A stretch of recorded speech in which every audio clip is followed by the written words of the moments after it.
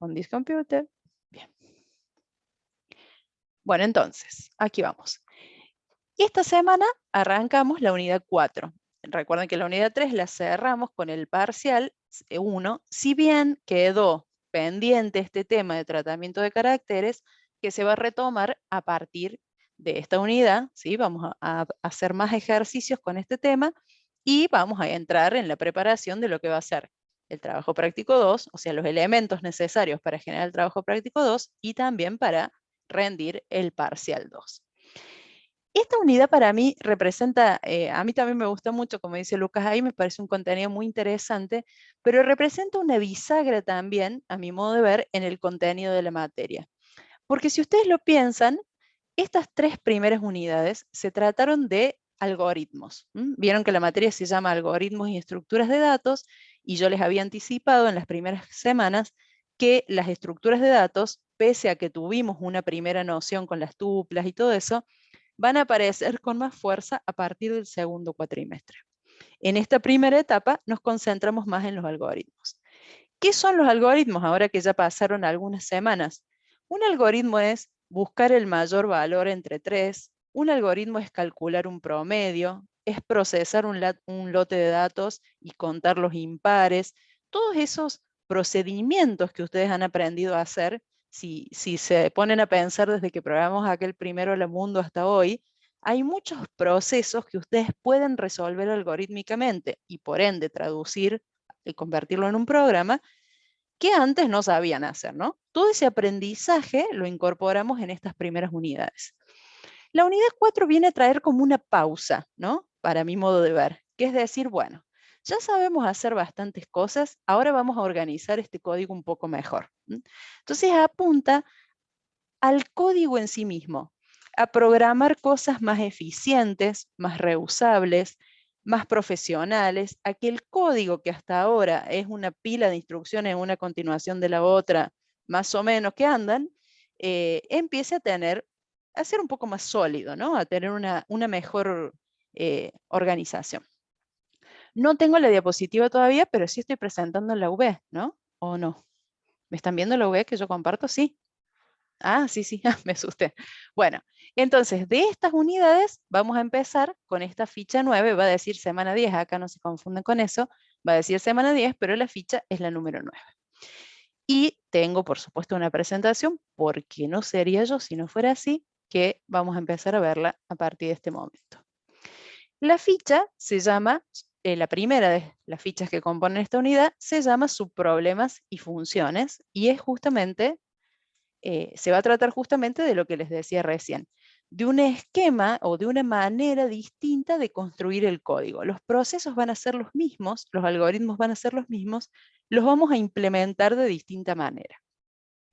Y, por supuesto, y por eso, como les decía antes, va a ser poco probable que podamos hacer automática la corrección esta vez, o totalmente automática, porque ahora necesitamos discutir esta organización de código. El tema entonces es subproblemas y funciones. Es la primera de las 3 fichas, después vamos a ir acá sumando fichitas completadas, ¿no? Ya llevamos 3 unidades listas y en camino a la 4ª. Estos son todos los temas que se presentan en la ficha, más un tema adicional que habla de gestión de números primos, que no lo incorporé a la presentación porque es totalmente anecdótico, digamos, o como una especie de anexo a la ficha que no está relacionado con estos conceptos, sino que cada tanto las fichas traen como alguna curiosidad, ¿no? Cómo lidiar con determinado tema. Por eso no lo puse acá porque la verdad está recontra bien explicado y largo y explícito el tema y me pareció que yo no tenía mucho más para sumar. Prefiero concentrarme en estos temas. Vamos a ver entonces una introducción al concepto de subproblema, que es una de las palabras de este título. Después, ¿qué son las subrutinas? Que no están nombradas acá, pero por algo aparecen. Después las funciones en Python. Acá para las funciones, cómo se trabaja con esto en Python, parámetros y retorno de valores, sorpresas que van a aparecer acá. El paso de parámetros a una función, derivado de esto, un análisis más detallado de cuáles son las posibilidades para hacer eso. La segunda parte, que acá dice retorno de valores, la vamos a ver en detalle en este tema. Y por último, una diferenciación entre variables locales y globales, que está en la ficha, pero no vamos a llegar a verla de ninguna manera en esta clase, probablemente lo retomemos la clase que viene. Así que en la presentación que les voy a subir cuando terminemos va a llegar hasta acá, si llegamos con todo, y después vamos a tomarla de nuevo la semana que viene, si Dios quiere, en clase, en el aula. Bueno, introducción al concepto de subproblema. Problema compuesto y su relación con la programación estructurada. La guía 9 sí, tendría que tener que ver con esto. No me fijé los ejercicios que tiene, pero sí, debe tratarse de esto. Después la miramos, Lucas. La mayoría, dice aquí, de los problemas que nosotros resolvemos son de estructura compuesta. ¿Qué quiere decir esto? Que se pueden dividir en subproblemas de menos complejidad. Esa estrategia ya la habíamos discutido alguna vez a lo largo de estas primeras clases, en las cuales decíamos, cuando yo tengo un problema y ese problema es complicado, me conviene dividirlo en partes o en subdivisiones que sean más sencillas. Esa estrategia aplica no solo a la programación, sino a la vida en general, ¿no? Hay una teoría que dice, si vos tenés que enfrentarte a un problema complejo, por ahí, si lo encaras por partes, logras una solución mejor. Y la programación toma esta idea también. Justamente, como les digo, esa idea general o esa idea filosófica de separar un problema compuesto en sus partes, también se aplica en el planteo de algoritmos. Agregando el detalle de que, si ustedes recuerdan, cuando nosotros analizábamos un primer problema, cuando vimos los primerísimos problemas de esta historia, hacíamos un análisis que siempre es dato, proceso y resultado, ¿no? ¿Qué resultados tengo que obtener? ¿Con qué datos cuento? ¿Cuáles son los pasos para llegar de los datos al resultado? Ese fue el primer ejercicio de análisis que hicimos y que seguimos haciendo a lo largo de estos meses.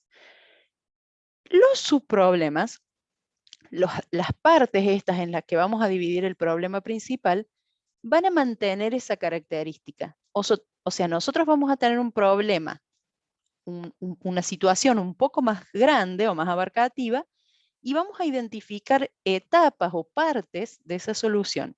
Cada una de esas partes va a tener sus propios datos, sus propios procesos, sus propios resultados. Serían como subdatos, subprocesos, subresultados que nos van a ayudar a codificarla o a plantearlas de esos subproblemas de la manera correcta. Hacer un buen análisis de esos subproblemas.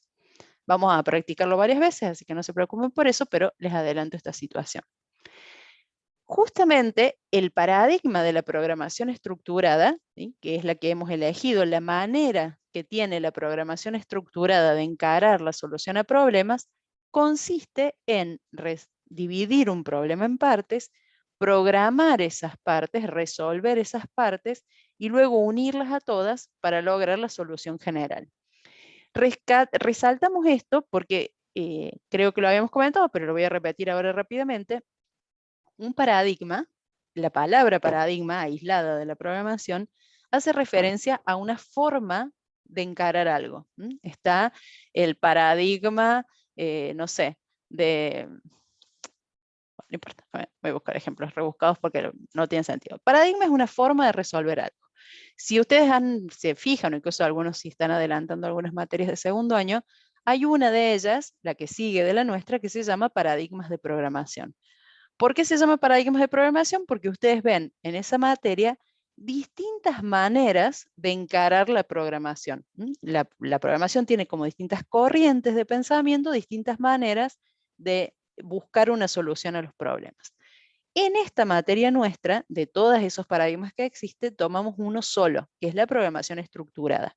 Entonces, todo lo que aprendemos a hacer a lo largo de este año se basa en los principios de la programación estructurada. ¿Cuáles son los principios de la programación estructurada?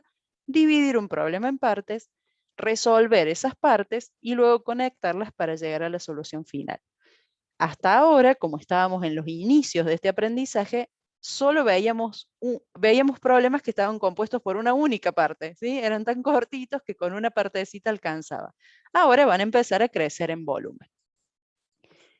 ¿Cómo sería el esquema? ¿Se acuerdan que cuando empezamos el año vimos eso de datos, procesos y resultados? Ese esquema se mantiene, pero ahora cada parte del problema sería un subproblema, ¿no?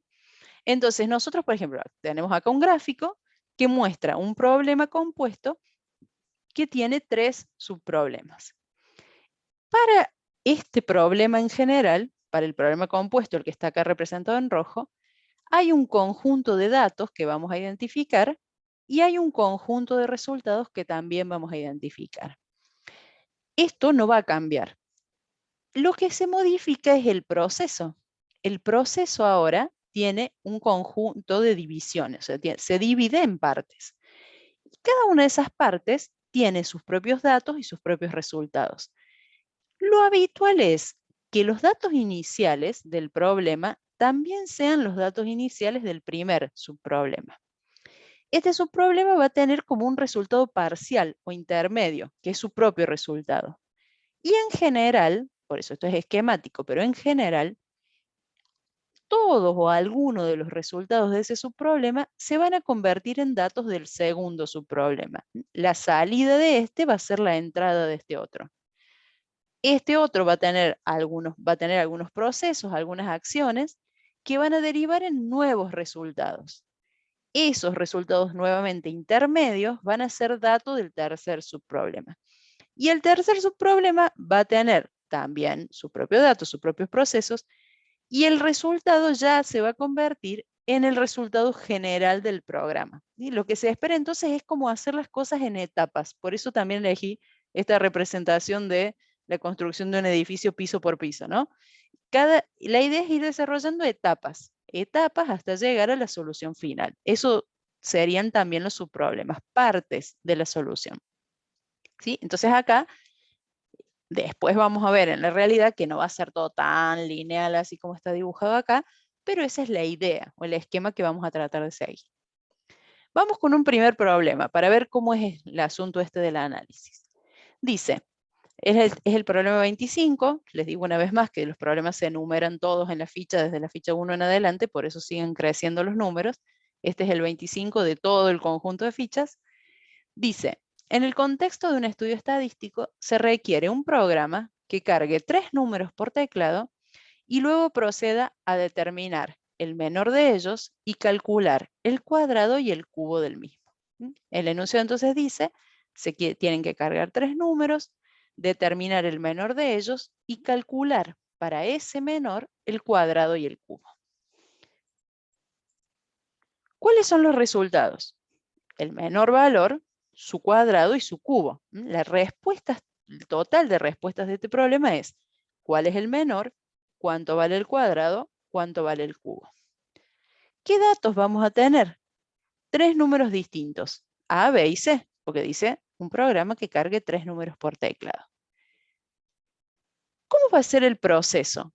Aún antes de verlo en detalle, los invito a observar esto. Nosotros vamos a tener como entrada 3 números distintos. De esos 3 números, solo uno de ellos es el menor. Puede ser A, B o C, pero solo uno de ellos. Y solo sobre el menor se va a calcular el cuadrado y el cubo. Entonces ahí tenemos un quiebre, una separación. Por un lado voy a buscar el menor.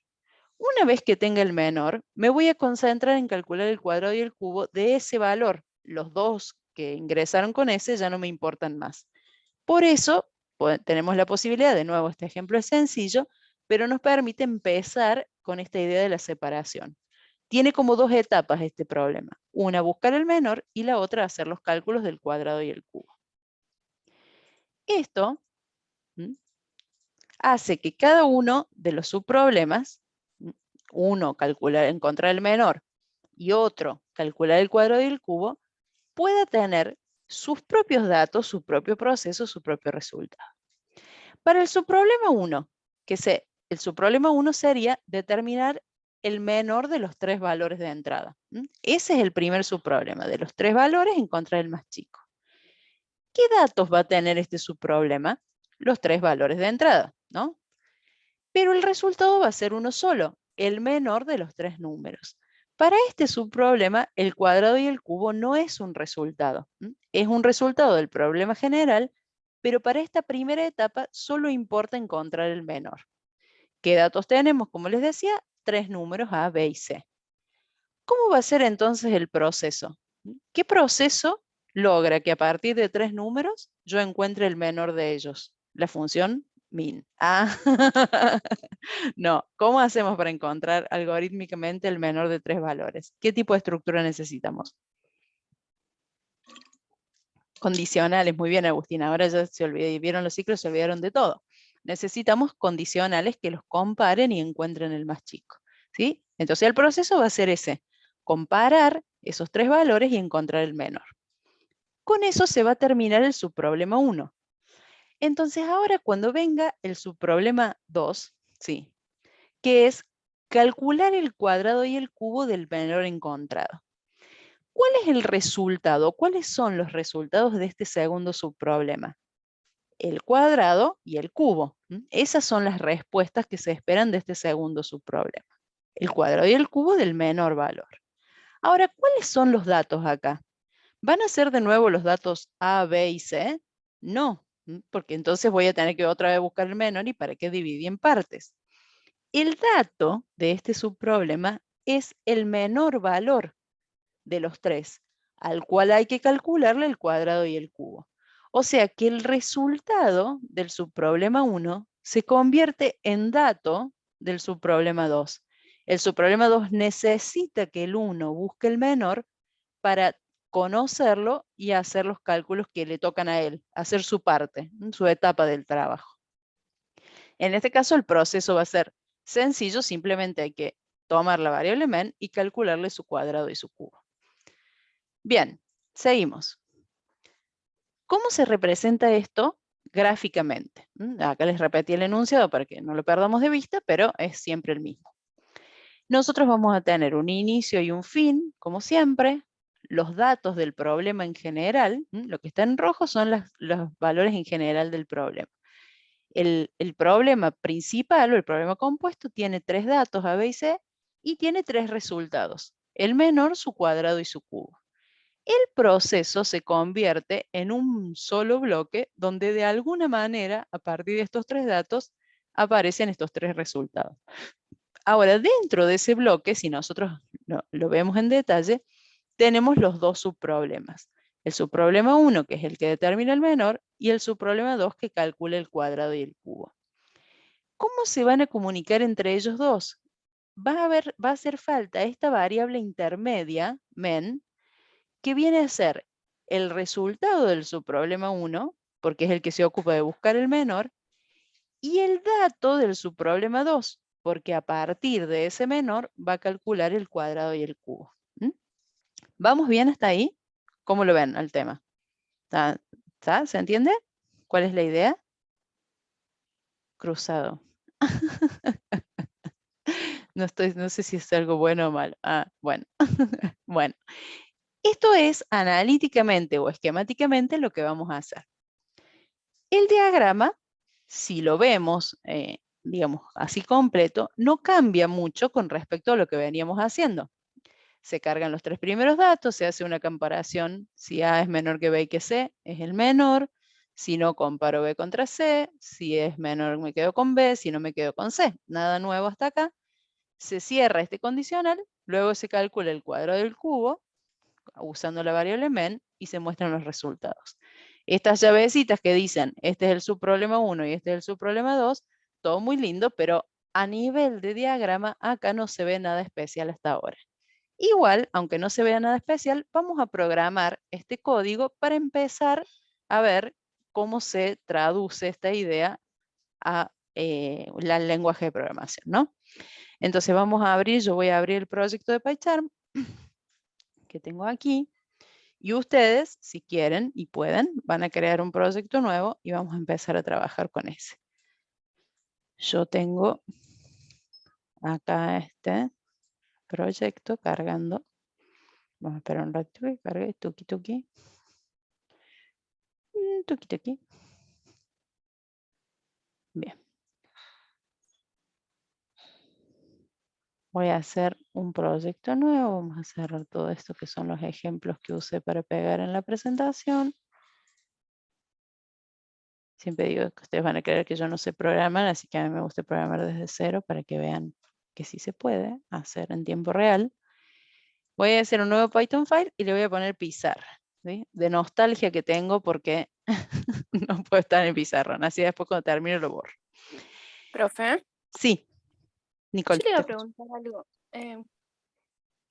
Pasa que yo tengo carpetas que están dentro de otras carpetas. ¿Cómo hago para crear una carpeta nueva? Que vos tenés proyectos adentro de otros probablemente. Bien. Eh, Y en ese caso es medio complicado mantenerlos así porque las rutas se van como enmarañando. Lo que te conviene hacer es venir acá y poner New Project directamente, como hiciste el día del examen seguramente, y elegir una ubicación que esté limpia. ¿Ves? Yo, por ejemplo, tengo acá mi carpeta AED, mira, te muestro en el explorador. Mi carpeta AED, esperen que no sé dónde estoy, acá. ¿Sí? Yo la uso para crear proyectos de cero, ¿ves? Entonces prácticamente no tiene nada. Incluso pueden no tener nada directamente. Te diría que te crees una carpeta limpia, así, bien cerquita de la unidad C o D, si tenés una unidad D, y trabajes en esa. Entonces, cuando vos creas un proyecto nuevo, no dejes que te ponga Python Project, My Document, no sé qué, que van allá lejos los proyectos, sino trata de hacerlo siempre en una misma carpeta. Entonces te van a quedar al mismo nivel. Yo, por ejemplo, acá pongo este, ¿no? Python Project 1, se crea. Voy a decirle que lo cree en una ventana nueva para que no me haga lío. Si yo después ves que acá siempre se ve como que arranca mi proyecto acá. Si yo hago un nuevo Python file, se le voy a poner cualquier nombre, queda ahí directo. Si yo después quiero hacer otro proyecto, hay que decir proyecto nuevo, ¿sí? Me propone otro nombre. Entonces, pero en la misma ubicación que antes, en CAED. Entonces yo lo creo. Le digo, en esta ventana no, en una ventana nueva. Y fíjate lo que está pasando acá en mi carpeta ED. Para que se me fue. En mi carpeta ED, si yo voy ahora a mi carpeta AED, ¿sí? Voy teniendo todas carpetitas con los distintos proyectos que estoy haciendo. ¿Sí? Me parece que es lo que más te conviene para encontrar fácil. No sé si a eso te refiere la pregunta. Sí, a eso. Pasa que yo tenía uno nada más y me iba creando otra carpeta dentro de la. Claro, claro. No está mal, pero es como que después es difícil, me parece a mí, organizar la ejecución. No es que no se pueda hacer así, pero los Claro, accesos pero a los yo quería módulos, separados claro. como para tener distintos temas, digamos.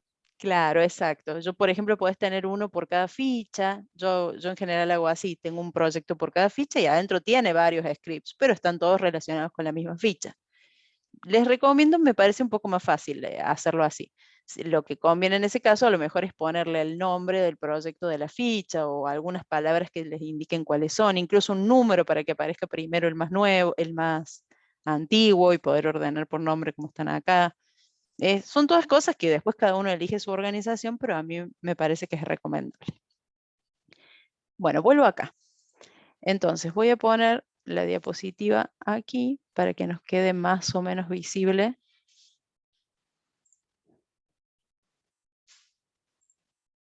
Voy a ocultar esta parte y vamos a agrandarle un poquito el zoom al diagrama.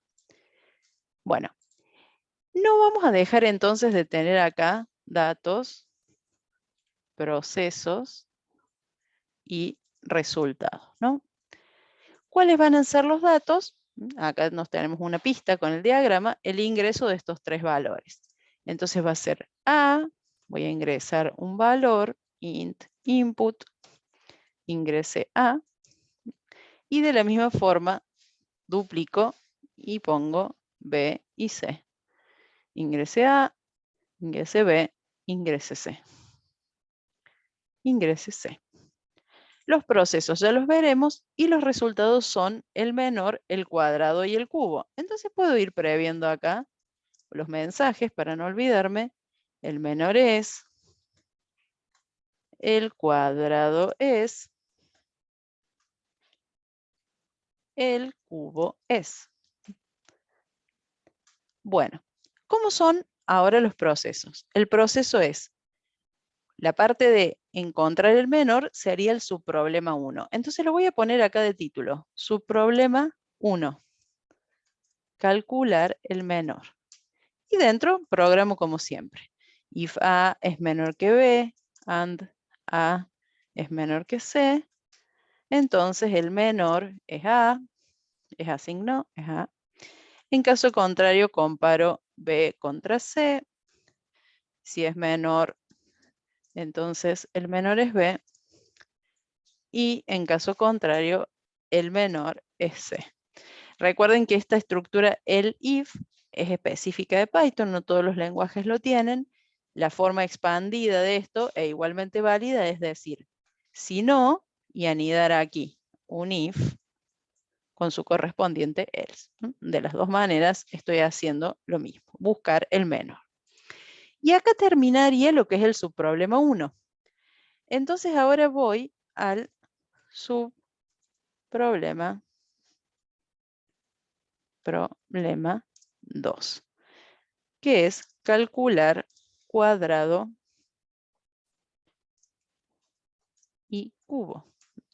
Entonces vamos a decir el cuadrado es igual a menor elevado al cuadrado. Hay distintas formas de hacer elevar al cuadrado. Puede ser con Pau, puede ser con el operador por, seguido del exponente, o en el caso de un cuadrado también podría ser menor por menor 2 veces. Todas esas serían formas de calcular un cuadrado. Y el cubo es el número elevado 3 veces, o sea que puede ser menor por menor por menor, o menor por 3, o Pau menor, 3. Entonces, este sería el segundo subproblema y me quedaría solamente mostrar los resultados. El menor es men, el cuadrado es quad, el cubo es cubo. Ejecuto acá el programa. Voy a poner 3 números cualquiera. Y acá vamos a comprobar que el menor es 2, calculo su cuadrado y calculo su cubo. Puedo probarlo una vez más como para ver si en otro orden también funciona. Anda, cuadrado y cubo. Bien, anda mi código. Hasta ahora no me olvidé de cómo programar, que no es poco. Vamos desde acá y seguimos. Les dejo acá el código, igual acá les pegué el código exacto como lo tiene la ficha, pero es bastante parecido a lo que acabamos de hacer. Segundo problema. Vamos a avanzar con este un poquito más rápido en este tipo de análisis. Dice ahora el 26. Se cargan por teclado dos números. Calcular la superficie de un cuadrado, suponiendo como lado del mismo al mayor de los números dados. Y la superficie de un círculo, suponiendo como radio del mismo al menor de los números dados. O sea, se cargan dos números. El mayor va a ser el lado de un cuadrado al que le tenemos que calcular la superficie, y el menor va a ser el radio de un círculo al que también le vamos a calcular la superficie. Ese es el enunciado. A nivel de análisis se lo puede representar de esta manera. Los datos del problema principal, del problema compuesto, son A y B, que son los dos números que se van a cargar por teclado, y los resultados son la superficie, hasta acá empieza con A porque se refiere a área, el área de un cuadrado y el área del círculo. De estos dos datos hay que llegar al área del cuadrado y al área del círculo. Nuevamente vamos a considerar dos subproblemas. El primer subproblema va a ser entre A y B, ya no encontrar, como en el caso anterior, el menor de ellos, sino encontrar cuál es el menor y cuál es el mayor. No sé, tenemos que recordar o reconocer a los dos. ¿De qué va a servir entonces este subproblema? Porque si hay dos, uno es el mayor y el otro es el menor, ¿no? Medio que no parece tener mucho sentido. ¿Cuál va a ser la gracia o el objetivo de este primer subproblema? Organizarlos de forma que en una variable men quede el más chico y en una variable my quede el más grande. El resultado de este subproblema van a ser dos variables entonces, una que tiene el menor y una que tiene el mayor. Y esas dos variables van a ser las entradas del subproblema número 2. El subproblema número 2 no se va a tener que ocupar de pensar cuál es el menor y cuál es el mayor, sino que simplemente los va a usar. Al menor lo va a usar para el cálculo del círculo y al mayor lo va a usar para el cálculo del cuadrado. Entonces, esta primera parte se va a ocupar de una cosa, esta segunda parte se va a ocupar de otra, y entre ellas se van a comunicar por medio de estas variables, que van a ser el resultado del subproblema 1 y la entrada del subproblema 2.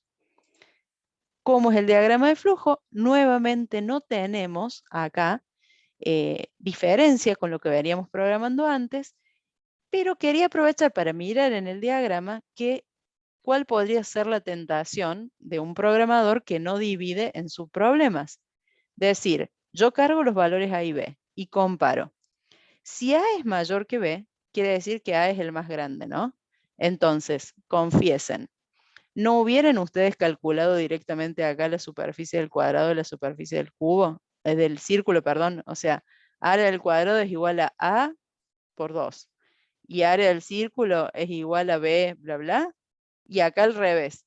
Área del cuadrado, bla, y área del círculo, bla. Pero ahora con la B primero y con la A después. Ah, viste, Juan Cruz, te la di el pensamiento. Y vos por lo menos te haces cargo. Todos los demás también lo pensaron y dijeron, ay, tanto quilombo. Hago todo ahí nomás en el condicional y ya está. ¿Por qué no?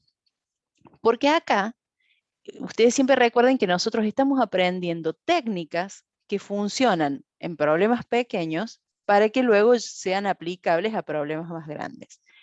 Y en este caso, no hay mucha complejidad en la fórmula del cuadrado, en la fórmula del círculo. Pero si después me dicen, ay no, ¿sabes qué? Me confundí. Tenía que ser el perímetro del cuadrado, no el área.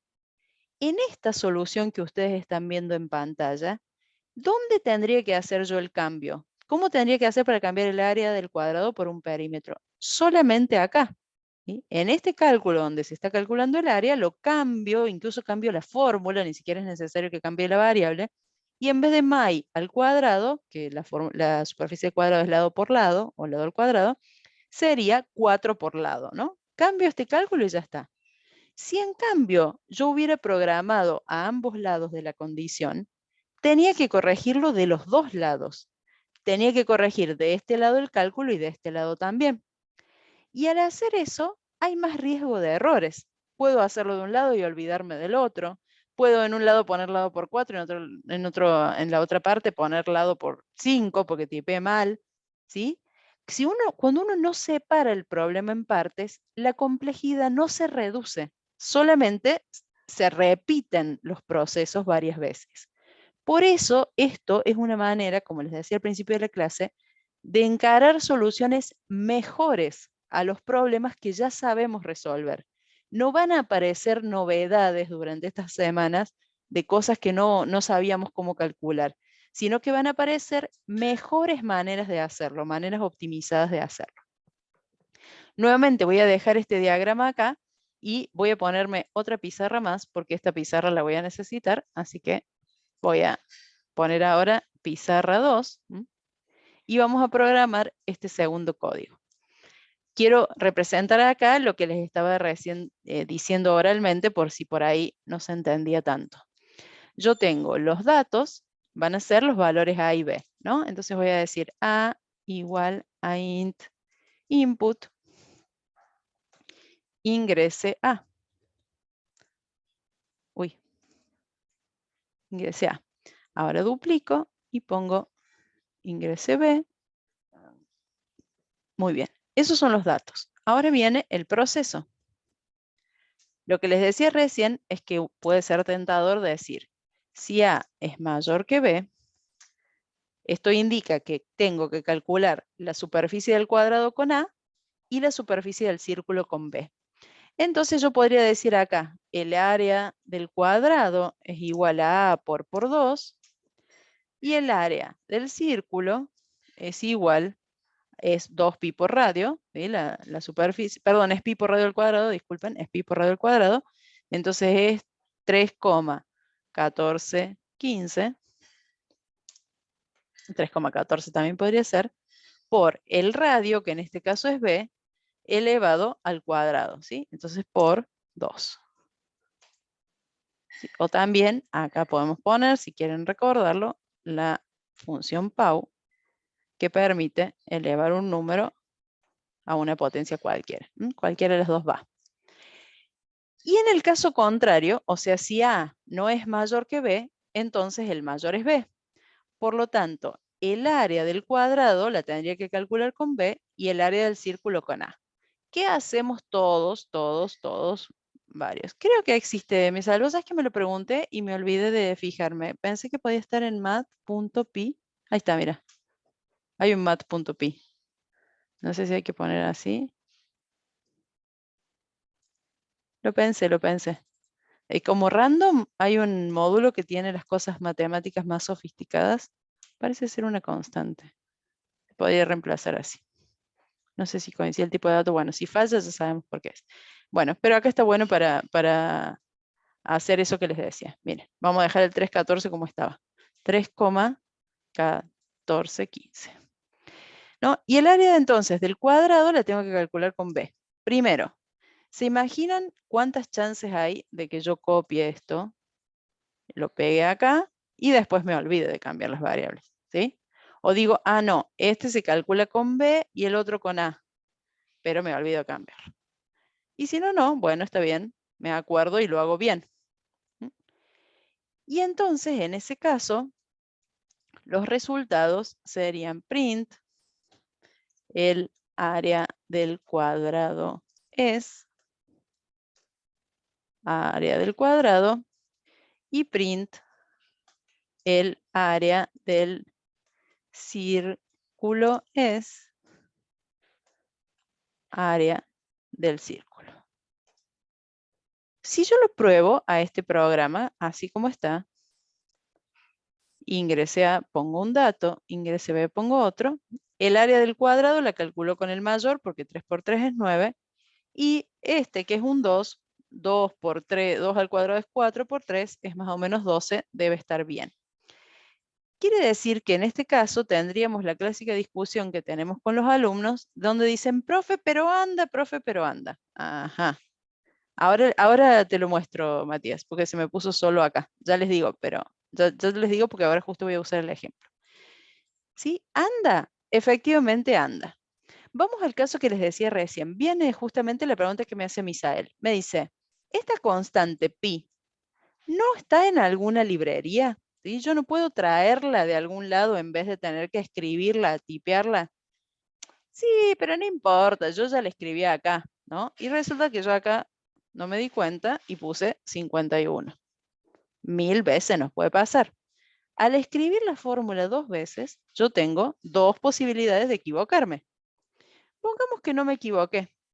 Me acuerdo y digo, uy, cierto que está el módulo mat que me deja traer cosas matemáticas, lo voy a cambiar. En vez de dejar el número fijo, lo voy a cambiar por este valor. ¿Qué tengo que hacer? En los dos lados del condicional poner mat.pi. Mat es un módulo, hago un paréntesis acá para explicarlo, es un módulo igual que random.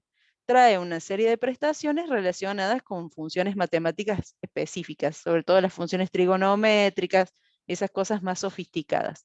Entonces, para poder usarla, ustedes lo tienen que importar. Recuerden que acá mi IDE lo hace solo, ¿sí? Pero ven que acá no me lo reconoce, entonces yo tengo que poner para usarla import math.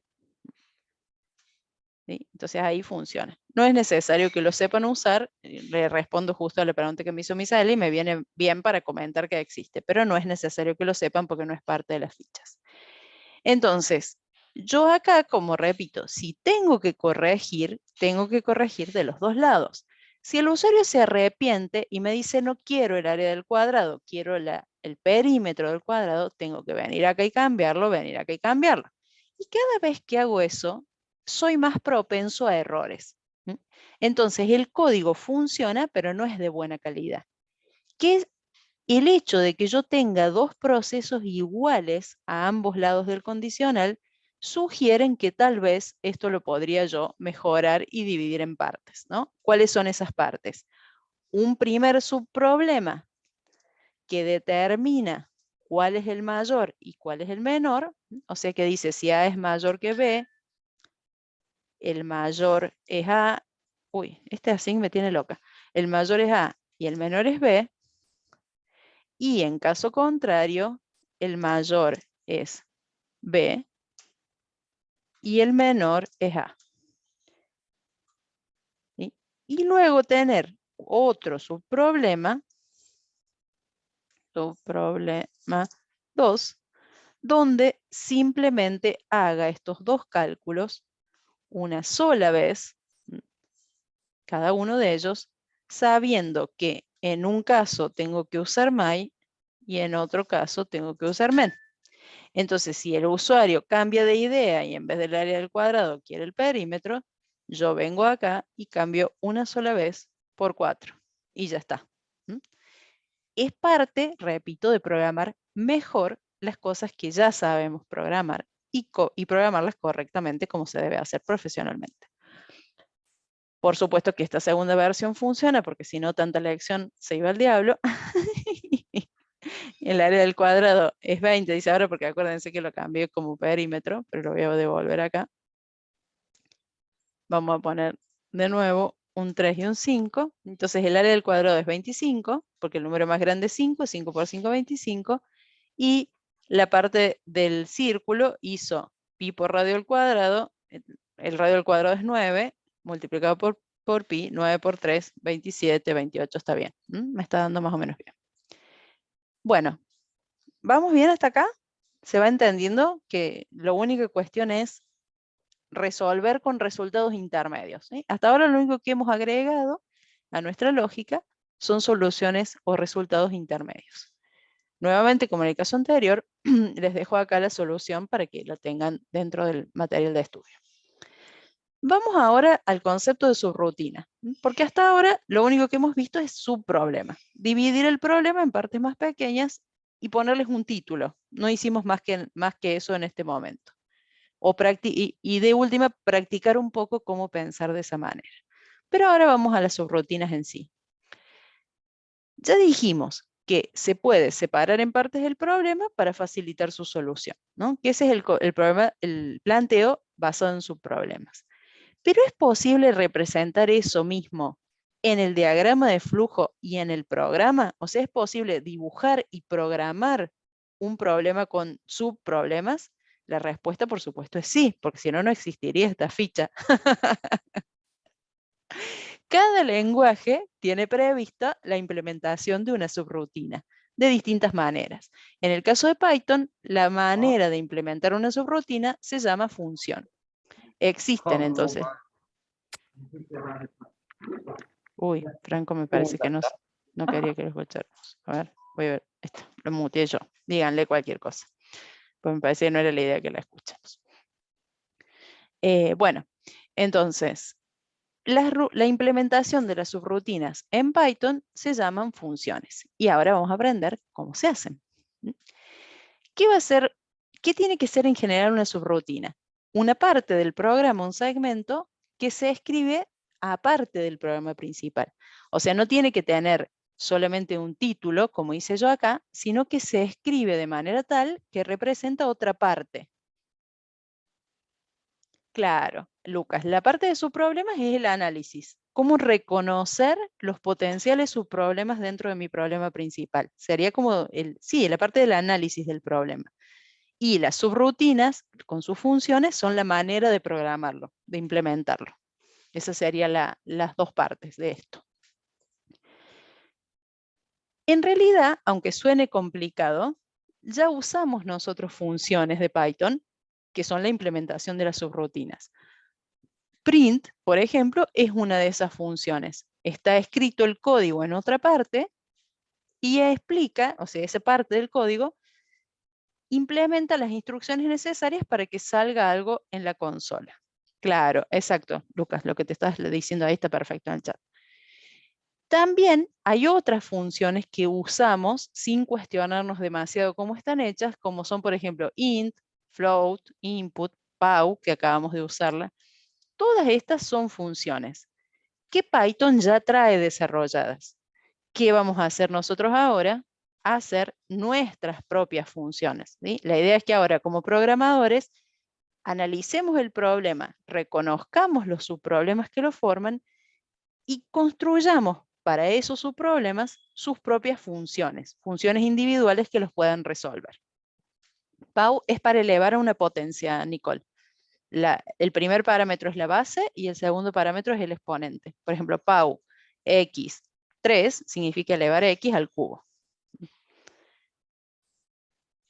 Entonces, volvamos al modelo del subproblema 25, del modelo del problema 25 con sus subproblemas, que era el que decía determinar el menor entre A, B y C e informar el cuadrado y el cubo de ese menor.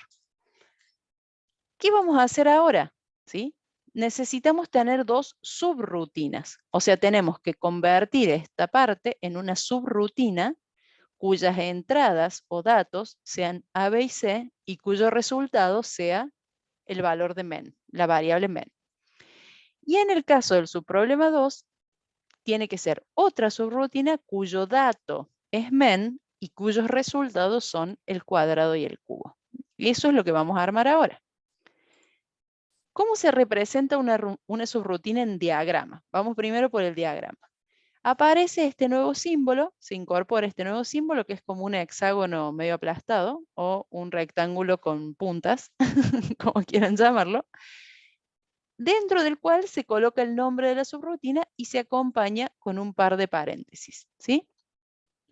Ese dibujito, ese dibujo, ¿sí? Hoy no me sale, bueno, no importa, esta figura, no sé qué quería decir, se me fue la palabra. Claro, un lapidolio podría ser. Esta figura entonces va a representar a la subrutina, le vamos a dar un nombre y este par de paréntesis se escribe porque de así se escriben las funciones en Python. Es como una anticipación de decir, ojo que acá tengo que hacer una subrutina, ¿no? Y dentro luego, o sea, el nombre de esa subrutina, perdón, eso me faltaba aclarar, el nombre de esa subrutina sigue las mismas reglas que las que hemos aprendido hasta ahora para las variables. O sea, si quieren separar las palabras, las separan con guiones bajos, el nombre no puede empezar con un número, no puede contener caracteres extraños, todo lo que ya habíamos aprendido para definir variables, aplica también para darle nombre a las subrutinas. Y esto entonces es lo que vamos a practicar aquí. El diagrama de este problema con subrutinas se vería así. Tiene la entrada, tiene un inicio y un fin, primero que nada, tiene la entrada, tiene la salida, y en el medio, en vez de dibujar las condiciones, todo lo que yo tenía recién, pongo solamente dos subrutinas. Una, que es la que encuentra el menor, y una que se le pusieron acá de nombre calcular, no es un nombre muy descriptivo, pero va a calcular el cuadrado y el cubo. Sí, bien digo, el cuadrado y el cubo. Y lo que se hace es, para cada una de esas subrutinas, se hace un pequeño diagrama aparte. Y ese diagrama no tiene un inicio y un fin, sino que empieza con el mismo dibujito de la subrutina haciendo de título, digamos, ¿no? El dibujito de la subrutina acá es como cuando uno hace una referencia, vieron que pone un unito y después pone el unito en otro lado, como pasa en los mapas, una cosa medio parecida. El mismo dibujito de la subrutina ahora se convierte en el título. Se dibujan a continuación los procesos que son parte de esa subrutina y se termina con este pequeño segmento. Tampoco se pone fin acá. El inicio y el fin se reservan solamente para el programa principal. El programa principal empieza a quedar cortito, como ven acá, para alegría de nosotros los profes que lo tenemos que representar en el pizarrón y es complicadísimo hacer un diagrama grande. Estos diagramas son mucho más bonitos. Y después cada subrutina entonces tiene como título este dibujito del hexágono y termina con este segmento. En el medio se representan los procesos como siempre los hemos hecho hasta ahora. ¿Y cómo se codifica? Porque se deben estar mordiendo los codos para saber cómo se hace para convertirlo en código, para hacerlo funcionar. Para eso nos falta un pasito más, que es aprender qué son los parámetros y el retorno de valores. Así que allá vamos. Cuando uno quiere escribir código en Python, claro, hasta ahora Nicanor, ese dibujito de la subrutina está solamente en el diagrama de flujo. Lo que vamos a ver ahora es cómo se hace esto mismo, que está acá, señalo con el dedo yo, cómo se hace esto mismo, pero en código, porque va a pasar lo mismo en el código. Va a haber un programa principal cortito y en otra parte va a estar esta función y en otra parte va a estar esta función. Va a haber una función y otra función que permiten que esas subrutinas existan. Es un mundo nuevo y maravilloso que vamos a empezar a recorrer. Esas divisiones entonces que vimos en el diagrama, las vamos a replicar en el código. ¿Cómo lo vamos a hacer? Cada subrutina va a tener un código separado y después va a haber un programa principal, como les dije recién, más cortito. En Python, para crear una función, hay dos partes, o una función de Python tiene dos partes. Por un lado, la cabecera o encabezado de la función, que vendría a ser como el título. Digamos, ¿vieron que recién en el diagrama pusimos el hexágono ese con el nombre de la función? Bueno, la cabecera tiene esa finalidad. Se pone en esa primera línea de la cabecera, que es la cabecera, se pone el nombre de la función. Antes del nombre se pone la palabra def. Ahora lo vamos a ver. La palabra def es una palabra nueva, una palabra reservada nueva que vamos a incorporar. Y del otro lado, en los paréntesis estos que les anticipé, a veces esos paréntesis van a ir vacíos, a veces van a tener algunas cositas adentro, ya vamos a analizar eso, y luego el infaltable 2 puntos. ¿Sí? Entonces va a ser una cabecera, que es una línea donde vamos a escribir def, el nombre de la función, paréntesis, en principio vacíos, ya después le vamos a poner algunas cositas más, y 2 puntos. Ese va a ser el encabezado de la función o la cabecera de la función. Y después va a venir el bloque de acciones, que es el que va a tener los distintos pasos o procesos que va a desarrollar o que va a ejecutar esa subrutina. Para reconocer que esa acción o ese conjunto de acciones son parte de la subrutina, se va a tabular, igual que hacemos con las condiciones y con los ciclos. O sea, la cabecera va a estar pegada al margen y las acciones que forman parte de esa función van a estar una vez tabuladas para indicar que pertenecen a la función. Si a su vez dentro de la función hay condiciones o hay ciclos, va a haber más tabulaciones, ¿no? Porque esas reglas de anidamiento las vamos a seguir respetando. Hay una primera tabulación para indicar que las acciones pertenecen a la función y luego las demás que sean necesarias para que el código funcione correctamente. Acá tenemos un ejemplo. Ya les hice spoiler de cómo se iba a ver para que analicemos en detalle cómo se forma. Acá tenemos un caso donde representamos a la función que busca el menor de 3 valores. Fíjense que está la palabra def, como les dije, está el nombre de la función, que en este caso es menor, y luego en el paréntesis, en vez de estar vacío, hay unas cositas. Bueno, ya veremos qué pasa con esto. Y después viene el 2 puntos.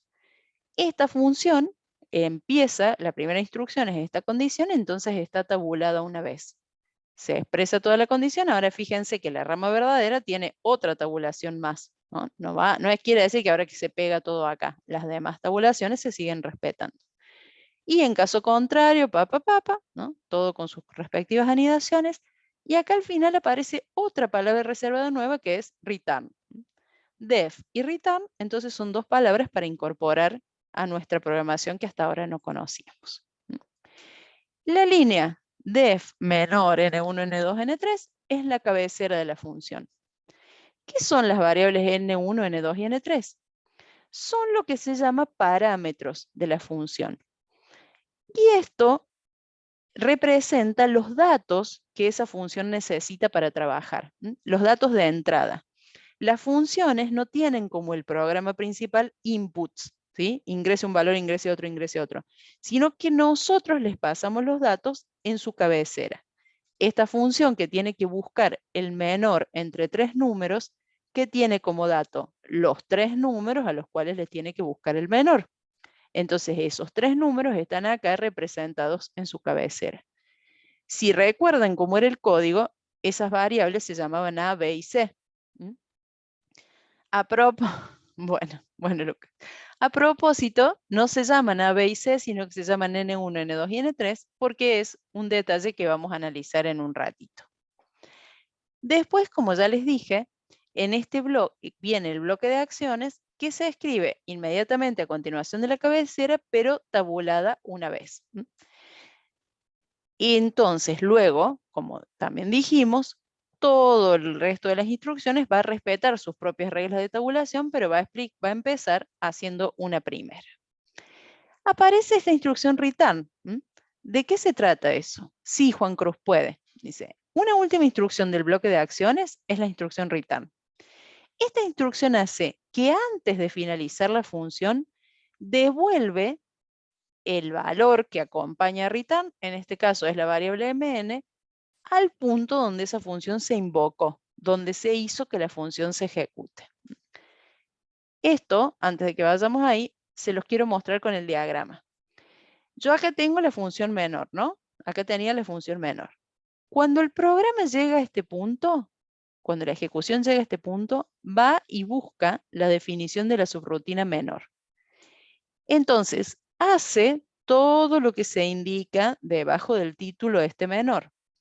Y cuando termina, las instrucciones que forman parte de esa función,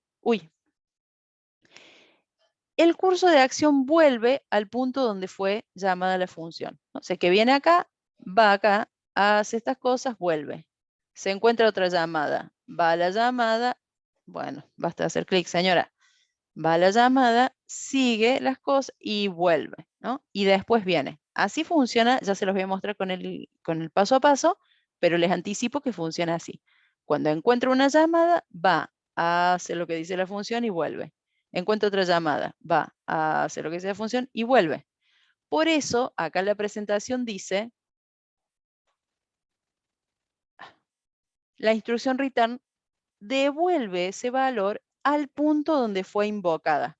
Lo que quiere decir es de donde partió para buscar la función, ahí vuelve para seguir adelante con el resto de las instrucciones. Hay que tener, o sea, no hay una marca que diga la función termina acá, sino que cuando se deja la tabulación, digamos, ese es el final del bloque. Cuando dejan de estar tabuladas las instrucciones por debajo de la palabra def, quiere decir que ahí se acabó la función. ¿Sí? Entonces, cada función va a tener, como vimos recién en los subproblemas, los datos, los procesos y los resultados. En el caso del programa principal, los datos eran un input. Ahora los datos van a estar en los parámetros.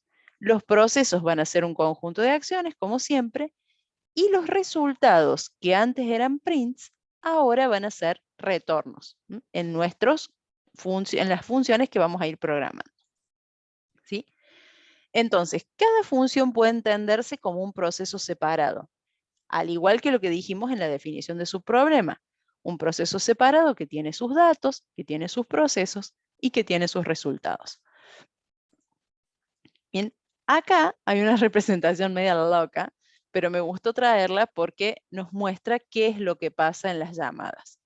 Sin embargo, prefiero me parece, que lo veamos a esto en acción primero antes de meternos en este baile, ¿no? Así que lo voy a dejar ahí un poquito en suspenso y vamos a ver primero cómo es este asunto del código. ¿Sí? Quiero que veamos primero esto. Vamos a programar esta parte. Uy, ¿dónde está? ¿Dónde está la función menor? Esta vamos a programar. Entonces voy a agarrar acá mi primera pizarra, mi segunda pizarra, voy a hacer una tercera pizarra por las dudas. Y vamos a analizar un poquito esta cosa. Voy a copiar esta función. Dice, voy a tener acá una función menor que recibe n1, n2, n3. Y la función dice, ven que hace lo mismo que con los condicionales y con los ciclos. En cuanto yo pongo el 2 puntos y presiono Enter, ya me sugiere que lo voy a tener que tabular. Sí, lo voy a hacer debuggando, pero primero tengo que escribir, Lucas. Así que lo voy a programar. Si n1 es menor que n2 y n1 es menor que n3, entonces el menor es n1. En caso contrario, si n2 es menor que n3, entonces el menor es n2 y por último el menor es n3. Y acá dice que a esta altura tengo que escribir return del menor. Bueno, ese es el mismo código, acabo de copiar el código que está acá. Le voy a mostrar primero una cosa. Juan Cruz, tenés que usar funciones ahora. O sea, la función max y min es ni más ni menos que esto. Es una función que recibe un conjunto de números y te retorna cuál es el más grande o cuál es el más chico. O sea que ahora lo tienen que hacer ustedes mismos. Igual no les va a servir max y min para lo que vayamos a hacer en adelante, pero esa es la idea, que ustedes hagan sus propias funciones, ¿no? Exactamente. Pero de verdad es importante porque ustedes piensen que esta materia plantea los fundamentos de la programación. Entonces, ustedes tienen que entender como, digamos, las operaciones básicas y empezar a pensar qué hay detrás del lenguaje que usan. La max y min, justamente, hace eso. Max y min tiene un conjunto de números como parámetro, tiene un proceso que compara, vaya a saber cómo, esos números, y tiene un return que nos devuelve el más grande, que nos devuelve el más chico. Ni más ni menos. Claro, exactamente. No máximo, porque este código es distinto, este lenguaje es distinto. Def main, me parece, si no estoy equivocada, me parece que estás pensando en otro tipo de lenguaje, pero ya veremos, dame un par de semanitas.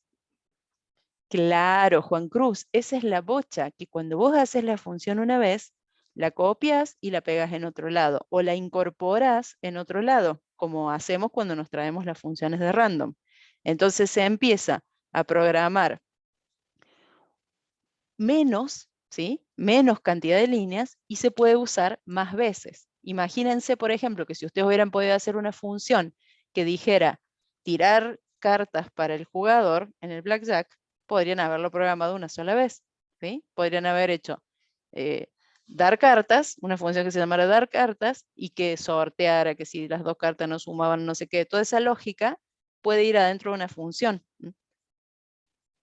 Claro, Juan Cruz, hay que aplicar algún import. No se te puso en menor, te sale con línea verde abajo, me decís.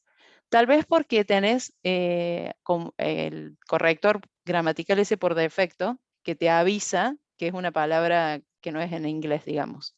Ramiro. Eso debe ser. Yo acá lo cambié porque creo que fue Juan Cruz o alguien que me explicó, Lucas, cómo se hacía para activar el corrector en español y me lo dejó de decir. Pero mientras te lo subrayes así, no sea en rojo, no pasa nada. Cuando te dice typo o algo así se llama el error porque quiere decir, te está sugiriendo que a lo mejor escribiste mal. Que a lo mejor escribiste mal. Si no te metas, estoy escribiendo en otro idioma. Ay, Matías, bueno, les decía a los chicos que eran los mejores de todos, los de 2021, no. Y eso es lo único que me preocupa, desilusionarlos como Luis Miguel. Como ya sé que les conté, la abuela no va a repetir. La abuela no va a repetir. Eh, claro. En rojo el return no debería, Nicole. Fíjate si lo tenés bien tabulado. Sí, puede ser. Me parece que puede ser por la indentación. Fíjate en eso, o por la tabulación. Fíjate si te está trazando las líneas así como en este caso. Claro, era el repaso de parcial que era más adelante. En la vida paralela de 2021 el parcial todavía no había sucedido, fue el 20 y pico de mayo, porque no había fecha, bueno. Bueno, miren, lo primero, buenísimo. Bueno, Nicole, me alegro. Lo primero que les quiero mostrar es esto. Vieron que yo acá copié igual mi código divino. Miren qué pasa cuando le doy play. ¿Qué pasa? Nada, muy bien. No pasa nada. ¿Eh? Ay, Nan, no pasa nada. Lo primero que sucede es eso, no pasa nada. ¿Por qué? Porque las funciones que nosotros creamos no reaccionan si no las llamamos para que hagan algo. La función print, la función input, están ahí durmiendo en su paquete Python language hasta que nosotros la llamamos y le decimos, printéame esto. ¿Sí? Claro, lo mismo como las de claro. Lo mismo como ustedes que están durmiendo mientras yo hablo. Yeah. Y cuando los nombro, bueno, igual, exactamente lo mismo. No si te escucho, mosca. ¿Cuántas veces me habrá pasado? Bueno, pero no estamos hablando de eso. ¿Cómo se hace para que la función se ejecute? Hay que invocarla, hay que llamarla. Entonces hay que escribir el nombre de la función. Miren lo que pasa ahora. ¿Se acuerdan que cuando yo escribía print me sugiere lo que tengo que hacer? ¿Ven? Se da cuenta el lenguaje, el intérprete, que si yo estoy escribiendo print es porque quiero mostrar algo en la consola. Ahora, cuando yo empiezo a escribir menor, surprise, está disponible mi función que acabo de crear. ¿Sí? Desde el momento que yo creo una función, esa función está disponible para ser llamada. Entonces, si yo pongo menor acá y lo dejo así, me dice, para banca. Adentro del paréntesis va N1, N2 y N3. Si lo ejecuto ahora, me da un error feo. ¿Sí? ¿Qué dice? Menor, me encanta porque se entran a meter las palabras en español en el medio de los mensajes. Por eso banco poner en español las funciones, me da bronca tener que escribir código en inglés. Menor dice, missing 3 required positional arguments. Ah, orgullosa mi teacher. Dice, a menor le faltan 3 argumentos posicionales requeridos. N1, N2 y N3. ¿Qué quiere decir esto en español? Que para poder invocar a la función menor, tengo que darle 3 valores, que necesita 3 datos sobre los cuales trabajar. Entonces yo le puedo dar 3 datos que sean constantes. 3, 5, 7, por ejemplo. ¿No? Le doy esos 3 valores. Y ahora la ejecuto, tampoco pasa nada. ¿Por qué sigue sin embargo, aunque parece no pasar nada, algo está pasando? Antes de agregar instrucciones, les voy a mostrar lo que está pasando. Voy a poner una interrupción acá. Miren, voy a hacer así. Voy a poner un programa que dice, voy a poner un print, que dice, primer programa con funciones. ¿Sí? Y al último voy a decir print, hasta luego. Voy a poner estas 3 instrucciones acá. Cuando haga eso, los prints aparecen. O sea, todo lo que yo escribo acá en la orillita sigue funcionando, gracias a Dios, porque si no tenemos que aprender todo de nuevo. ¿No? Esto anda. ¿Qué pasa cuando el programa llega a este punto? Se los voy a mostrar aquí en secreto. El programa viene a la consola, muestra el print y se queda acá. Ven que acá está la llamada menor. Miren lo que va a pasar ahora. Se va para allá arriba, a la parte donde está la función definida. Ven que en vez de seguir para acá abajo, ¡pum!, pegó el salto para allá. Y dice, N1 vale 3, N2 vale 5, N3 vale 7. O sea, los 3 valores que yo puse acá se convirtieron en los datos de entrada de esa función. Claro, entra a la función, exactamente, Francisco. Y cuando se mete a la función, empieza a hacer las cosas que la función tiene previstas.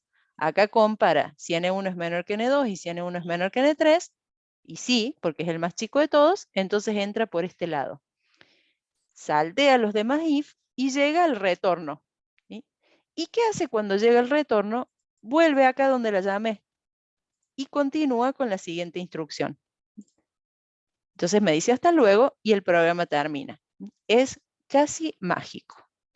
Ahora, ¿por qué no me muestra este retorno? ¿Por qué yo no veo este resultado? Porque es necesario que explícitamente yo lo muestre. Que el resultado de esta función aparezca en pantalla requiere, como ya sabemos de antes, como hemos hecho por ejemplo con round, ¿no? Hago una pausa acá, miren. ¿Vieron que existe la función round?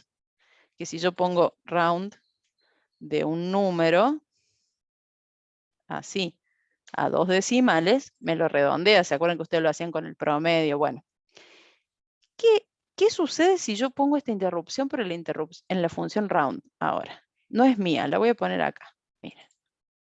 Tiki. Llega hasta acá. Vamos a esperar que llegue hasta acá. Ahí llegó. Y no entró, maldición. No pasó nada. Pero en la consola no salió ningún resultado, que es lo que les quiero mostrar, ¿no? Tampoco sale ningún resultado. ¿Cómo tengo que hacer yo para ver el resultado de la función round? Lo tengo que mostrar. ¿Cómo lo usan ustedes a la función round? O bien ponen print de round de tal cosa, o bien guardan el resultado en una variable, como está diciendo Juan Cruz. Dicen, x es igual a round de este número, print x, ¿no? Entonces, ahora sí, aparece en pantalla el número redondeado y después el saludo, ¿ven? Quiere decir que cuando una función da algún resultado, yo necesito guardar ese resultado en una variable para después poder mostrarlo. Acá lo que podemos deducir es que el código de la función round, pensé que me iba a dejar verlo, esta maldita, ahí está. El código de la función round está ahí, miren, alguien lo programó. Afortunadamente no fuimos nosotros, pero alguien lo programó. Y en toda esta parte, en algún momento me retorna un valor que es el número que yo le di redondeado.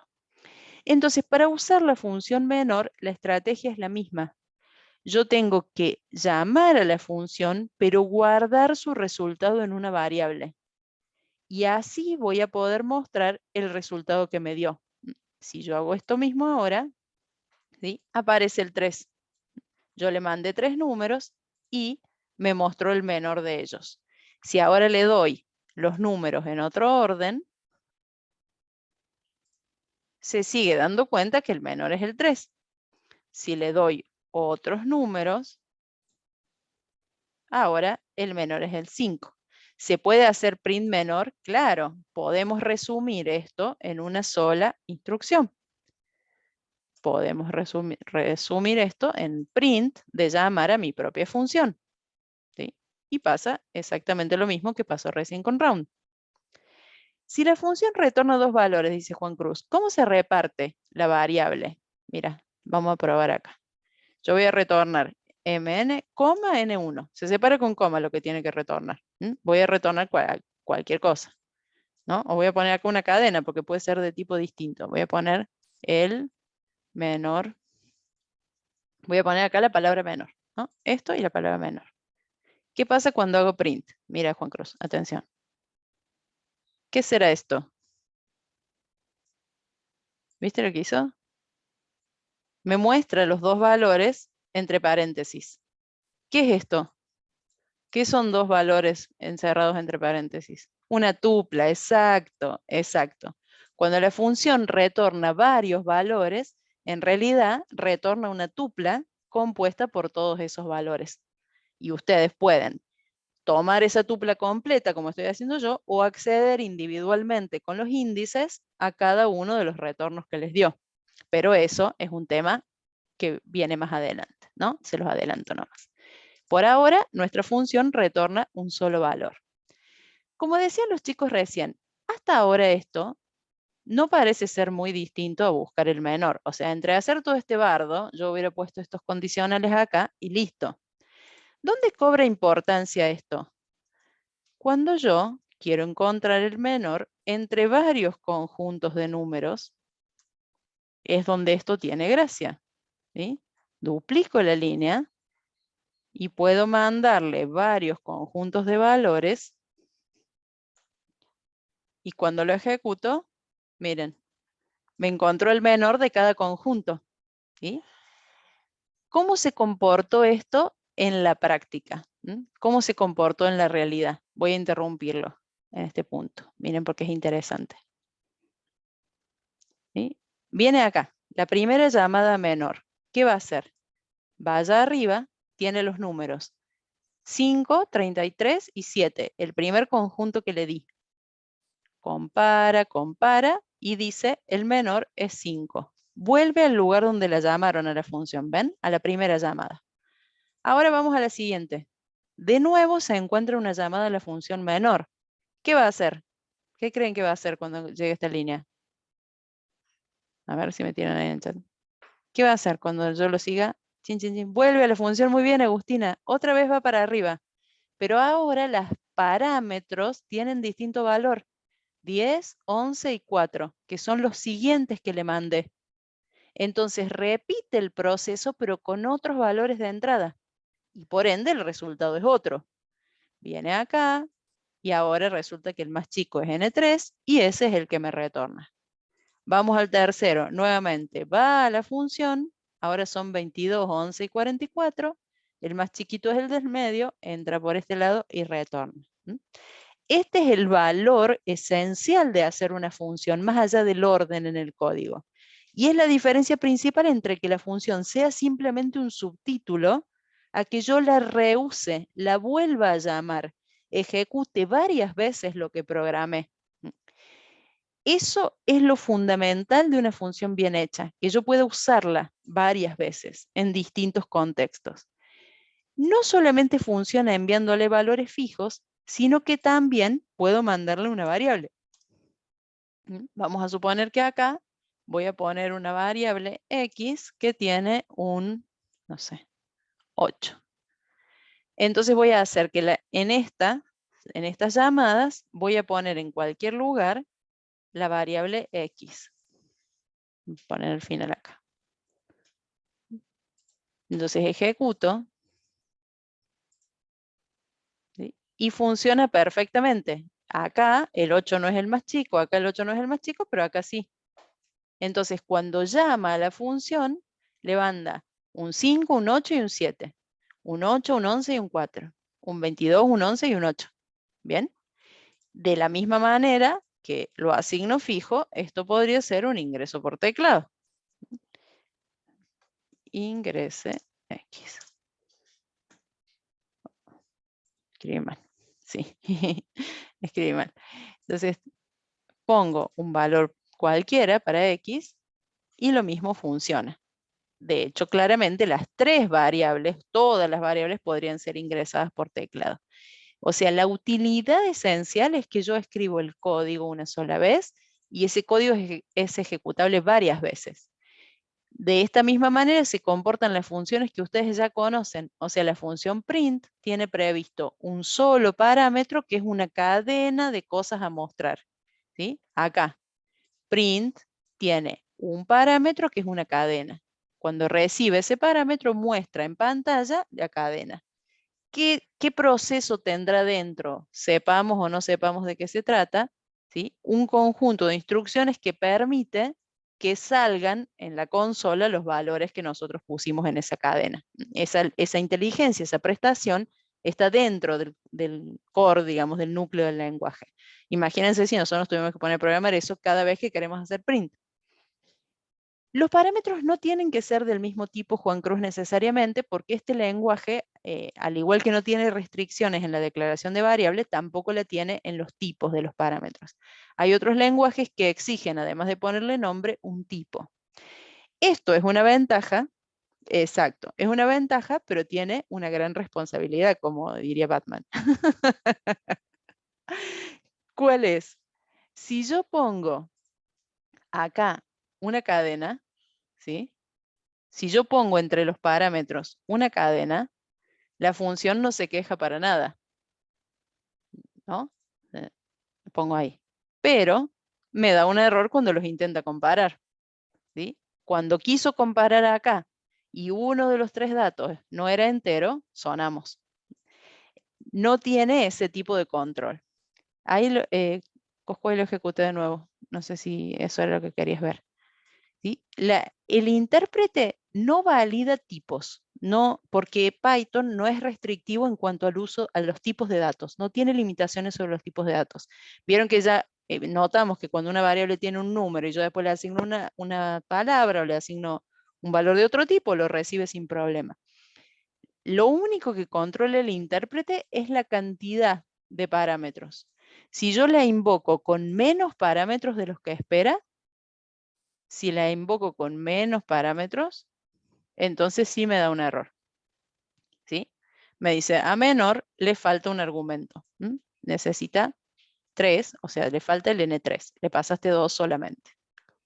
Claro, si dos números fueran iguales, en realidad le funcionaría lo que siempre ha pasado en estos casos. O sea, si yo le paso 3 números iguales, no va a fallar. No, no, en este caso no sería tan lo mismo, porque me va a decir que el menor es cualquiera de ellos. ¿Sí? ¿Es menor? No. ¿Es menor? No. Se queda con el último, pero el último es igual a los otros dos, en este caso. O sea, si yo le paso valores comparables, está todo bien. Es más, si yo le paso 3 cadenas, como las cadenas son comparables entre sí, la función se comporta sin ningún problema. ¿Sí? Me dice que la cadena más chica es hola, porque alfabéticamente es la más pequeña de las tres. La H está antes que la Q y que la T en el abecedario.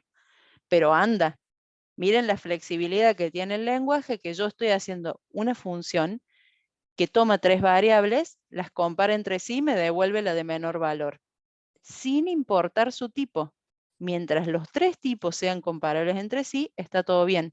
Acá yo puedo comparar un entero con un double, por ejemplo, con un flotante, también funciona.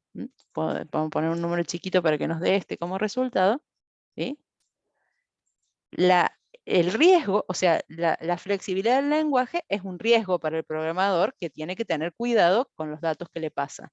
Pero lo único que se valida previamente a la ejecución es que la cantidad de parámetros sea la misma. Y eso justamente, muy bien Juan Cruz,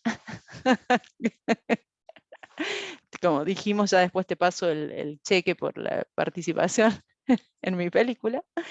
Lo que sigue justamente, que se ve, sí, como quedamos, después lo negociamos bien, un canje. Este dibujo misterioso justamente explica esto mismo que acabamos de ver. Dice, cuando yo invoco a la función menor y le paso tres datos, y en este caso le está pasando tres variables, cada una de esas variables toma el lugar o le pasa su valor al parámetro correspondiente en orden. O sea, el primero que yo le paso le da valor al primer parámetro de la función. El segundo dato que le paso al invocar ocupa el segundo lugar, el tercero ocupa el tercer lugar. Claro, toma, ahí te va. ¿Sí? Ahí tenés otros valores, manéjate. Yo te doy los datos nomás. Y de la misma manera, una vez que el proceso se desarrolla, cuando llega el punto del return, ese valor del retorno se guarda en la variable que está prevista a la izquierda para tal fin, ¿no? Claro, anda, encárgate, como que de sacárselos de encima. ¿Sí? Este es el circuito que nosotros acabamos de ver en acción, ¿no? Empieza cuando yo encuentro una invocación a una función acompañada de parámetros, esos valores, repito, se copian ordenadamente cada uno en esas variables, en cada uno de los parámetros de la función trabaja con sus parámetros, por eso no importa la diferencia de nombre. ¿Sí? Si acá se llaman ABC y acá se llaman N1, N2, N3, no interesa, porque para esta función sus parámetros se llaman N1, N2, N3, no le importa de dónde trajo los valores. Ella los ve como tres valores, como tres variables que tienen ya sus valores asignados. Y el retorno lo mismo, se los devuelve. Bueno, listo. A los dos que se portan bien me los quedo, pero a este llévatelo que no lo aguanto más, ¿no? Y se los devuelve. Y esa respuesta de la función viene al lugar donde fue llamada y queda almacenada en la variable que nosotros dejamos prevista. Como vimos recién, no es 100% obligatorio tener una variable acá, sino que puedo tomar el retorno dentro de print o dentro de otra función. Es un poquito más sofisticado, ya lo vamos a ir puliendo más, pero como poder se puede. Ese proceso, por suerte para nosotros, es automático, como también lo acabamos de ver en acción. Ese pasaje de parámetros y esa vuelta al lugar de la llamada con el resultado calculado es automático para Python. Acá tenemos una serie de ejemplos, como estuvimos haciendo recién, pero me parecía más entretenido verlo directamente con el código. Acá tienen tres variables y tienen un caso donde le piden el menor entre esas tres variables, un caso donde le pide el menor entre tres constantes y un caso donde mezcla constantes con variables y después muestra ahí un par de valores. Esta fraccioncita de código, si quieren, la pueden probar también con la función menor. Me parecía bueno, repito, hacer esta pausa antes de ir a la solución final. Esta, entonces, es la solución del problema 25, pero con funciones, ¿sí? La función menor la pueden usar Misael siempre y cuando la programen, porque si yo no tengo acá la función menor, mira, ¡chin!, no anda más. No es que se genera mágicamente. Primero tengo que programar la función que quiero usar y después usarla. ¿Sí? Hay que hacer las dos cosas. Hay que agarrar la pala sí o sí, dirán. Bueno, entonces, ¿cómo se resuelve nuestro querido problema? ¿Se acuerdan del problema 25 que estaba por acá? Esto. ¿Cómo se termina entonces programando esto con lo que acabamos de aprender? Vamos acá. Yo tengo acá el código para no empezar todo de cero, ¿no? El coso completo, el código completo era así. El subproblema 1, el subproblema 2 y el resultado. ¿Qué tengo que hacer ahora? el subproblema 1 se tiene que convertir en la función menor. Entonces voy a venir acá arriba y voy a poner def menor, ¿no? Por ahora voy a dejar los paréntesis vacíos. Y me voy a llevar acá todo el subproblema, me lo voy a llevar para allá. Corto todo este subproblema y lo traigo para acá arriba. Bien. ¿Sí? Con esto, entonces, en vez de tener el código ahí, yo ahora tengo los 3 inputs. ¿Y qué viene según este diagrama? Tengo que llamar a la función menor. Entonces la voy a llamar acá, menor tuki.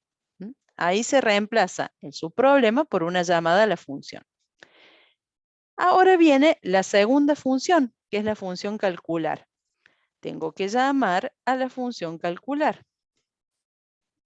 Me la subraya, como le decía recién a Misael, me la subraya porque me dice cuál calcular. No está esta función en ninguna parte. Ah, banca que la creo. Miren qué lindo, les voy a mostrar acá un truco.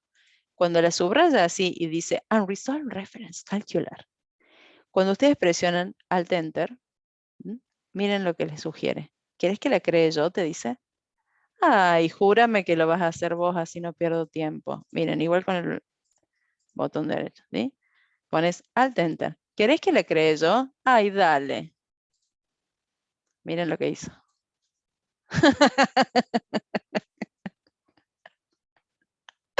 Una estafa vil.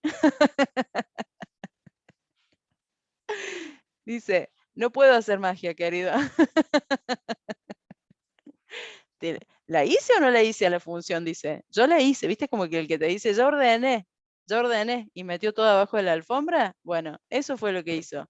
Nos armó la función, pero horrible, sin nada. El subrayadito se fue. Ahora, ¿qué va a hacer esta función? Nada. No puede adivinar. Pero bueno, no deja de ser una ayudita, tampoco seamos tan malos, porque podemos aprovechar que ya armó la esquema, claro, como ser funciones, ¿no? Hay a quien reclamarle. Podemos aprovechar que ya armó el esquema, cortar esta parte de texto y ponerla aquí debajo en el lugar del pass. De paso acaban de descubrir otra utilidad para el pass, ¿vieron? Bueno, ahora tratemos de ignorar los tratemos de ignorar los resultados los subrayados por un ratito y veamos si este diagrama se parece a lo que programamos. Hay un inicio, bueno. Hay 3 inputs, input, input, input, bien. Hay 2 llamadas a funciones, menor y calcular, bien. Hay 3 salidas por pantalla, bien. Y termine. O sea, esto va bien. Esta parte, que ahora le podemos poner como título programa principal, coincide por lo menos con lo que propone el diagrama. Vamos con los subrayaditos. ¿Por qué se queja de este men? Porque no está en ningún lado. No faltan los retornos. No tiene parámetro. Hay un par de bardos ahí para solucionar. Este men, ¿de dónde tiene que venir? ¿Quién nos va a responder cuál es el menor? La función menor. Entonces, lo que tengo que hacer es poner acá men igual a menor. Entonces, cuando yo llame a la función menor, el resultado de esa función queda en men y yo lo puedo mostrar. ¿Quiénes me van a responder cuál es el cuadrado y cuál es el cubo? ¿Quién me va a responder eso? La función calcular. Entonces, acá de nuevo puedo aprovechar y decir que la función calcular devuelva el cuadrado y devuelva el cubo. Puedo prever para la función calcular 2 resultados, cuadrado y cubo. Y ya con esto se calmó. ¿Quieren que nos juguemos a darle play a ver qué pasa? Total, subrayado no hay más nada, así que vamos a ver qué pasa. Tuki. Ah, esperen, ejecute otro. Vamos a ejecutar la pizarra esta. Ingrese A. Bueno, 3. Ingrese B. Ingrese C. Uy, se rompió esto. None type. Dice que quiso, a ver, que quiso hacer men por men y se sintió estafado porque no lo tenía, me dice acá. ¿De dónde va a sacar? Vamos a ver ahora, entonces vamos a analizar el desarrollo de las funciones. Acá tenemos la función menor. ¿Cuáles son los datos de la función menor? A, B y C. ¿Sí? Los datos de esta función son A, B y C. Los resultados o el resultado es men. Entonces, si la función menor tiene 3 datos, A, B y C, yo necesito representar esto con sus parámetros. A, B, C. Y si el resultado es el valor de men, ¿qué me falta acá? Poner que retorne men. No solamente alcanza con que lo calcule, sino que además me lo tiene que retornar. O sea que la función menor que armamos recién tiene que tener 3 parámetros y tiene que tener un retorno. Veamos si mejora un poco la cosa. ¿Qué hice? Ingrese A, 3. Ingrese B. Ingrese C. Espera, que lo ejecuté en modo debug y no me gusta cómo se comporta. Vamos a acá, acá. Ingrese A, B y C. Bueno, ahora dice, menor missing 3 required positional arguments, A, B y C. ¿Para dónde va este error? A ver, me fijo acá. Ah, ahora se queja en la llamada. Dice, la función menor tiene 3 parámetros, A, B y C. Y vos la estás llamando sin ningún parámetro, me dice. Ok. Entonces la tengo que llamar, pero le tengo que dar los datos. ¿Entre qué valores tiene que buscar el menor? Entre A, B y C. ¿Mm? A ver ahora si anda. Ingreso A, ingreso B, ingreso C. Otra vez. Cannot unpack. Dios mío, ¿qué pasó acá? Ah, es un problema con la función calcular. ¿Qué tiene que hacer la función calcular? Tomar la variable menor y calcular el cuadrado y calcular el cubo. Entonces, mi función calcular necesita como dato el menor. Necesita que yo le pase el menor. ¿Mm? ¿Y qué resultado? ¿Qué me tiene que devolver? El cuadrado y el cubo. ¿Mm? Los dos. Muy bien, ahí estoy leyendo en el chat. Entonces vamos a poner como retorno el cuadrado y el cubo. Y así queda el esquema con sus rutinas. Repasemos esta partecita. Se me hizo tarde para el recreo, así que nos vamos un ratito antes. Repasemos entonces este diagrama. A partir de ahora, nosotros vamos a tener en el programa principal el inicio y el fin, los datos iniciales y los resultados finales. Y en medio vamos a tener llamadas a funciones que se van a encargar de partes de la tarea, ¿no? De resolver algunas partes del problema. A mí me encanta también mi sala, la clase, yo por eso me distraje.